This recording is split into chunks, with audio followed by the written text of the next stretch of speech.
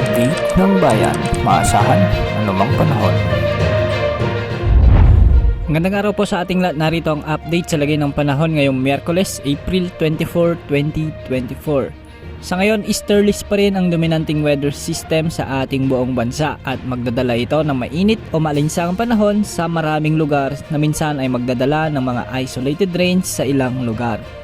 Samantala, may mga pag-ulan ngayon na nakakaapekto sa Mindanao. Ito ay dahil sa Intertropical Convergence Zone o ang ITCZ na magdadala ng mga pag-ulan sa bahagi ng southern sections ng Mindanao. Narito naman ang heat index forecast ayon sa Pag-asa. Kahapon pumalo ang pinakamataas na heat index sa 48 degrees Celsius sa may Apari, Cagayan. Ngayong araw posibleng pumalo muli sa 46 degrees Celsius sa may Camarines Sur. Aabot din sa 45 degrees Celsius ang heat index sa may Dagupan City, Pangasinan, Apari, Cagayan, San Jose Occidental, Mindoro, Puerto Princesa City, Palawan at Aborlan, Palawan.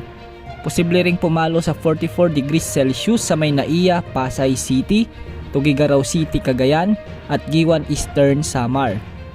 Papalo rin sa 43 degrees Celsius sa may Science Garden, Quezon City, Muñoz, Nueva Ecija, Sanglay Point, Cavite, Coron, Palawan, Legazpi, Albay, Virac, Catanduanes, Rojas City, Capiz at Iloilo City. At posible ring umabot sa 42 degrees Celsius sa may Iba, Zambales, Baler, Aurora, Kasiguran, Aurora, Tanawan, Batangas, Alabat, Batangas, Dait, Camarines Norte, Dumangas, Iloilo, La Carlota, Negros Occidental, Catarman, Northern Samar, Catbalogan, Samar at Tacloban City sa Leyte. Ang mga heat index na ito ay delikado at nasa danger level na ayon sa kategorya ng Pag-asa. Kahapon nakaranas ang maraming lugar ng mga pag-ulan kasamang Metro Manila at dahil ito sa mga thunderstorms. Simula kahapon, nagsimula na ang padalas na pag-iral ng mga localized thunderstorms lalo na pagsapit ng hapon at gabi. Madalas na nabubuo ang mga thunderstorms tuwing nagsasalubong ang mainit at malamig na hangin lalo na pagsapit ng hapon at gabi at minsan ay nagiging mga severe thunderstorms na nagdudulot ng mga biglang pagbaha at pagguho ng lupa. Para sa lagay ng panahon ngayong araw sa Luzon, asahan na naman ang mga localized thunderstorms lalo na pagsapit ng hapon at gabi sa may Nueva Vizcaya, Kalinga, Apayao, Mountain Province, ilang bahagi ng Isabela at Cagayan, Nueva Vizcaya, Bulacan, Quezon Province, Rizal, Laguna, Zambales, Cavite, Batangas, Mindoro Provinces at Bicol Region.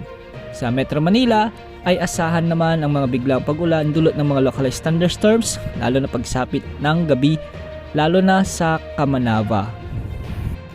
Ngayong araw naman sa Visayas, pati na ang Palawan at Calayan Islands ay may mga inaasahan ding mga pag-ulan lalo na sa Bohol, Negros Occidental, Iloilo, Cebu Province, southern portion ng Negros Oriental, Romblon at sa Samar at Leyte Provinces.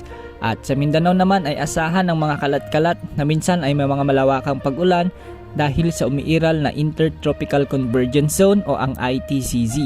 Ang ITCZ ay nabubuo dahil sa salumugan ng mga hangin mula sa northern at southern hemispheres na siyang nagiging sanhi para makabuo ng mga kaulapan at nagiging mga pag-ulan. Sa ngayon ay apektado ng ITCZ ang mga lalawigan ng Cotabato, Davao Region, Sarangani, Sultan Kudarat, Basilan, Tawi-Tawi, Zamboanga del Sur, Zamboanga Sibugay at ilang bahagi ng Surigao Provinces.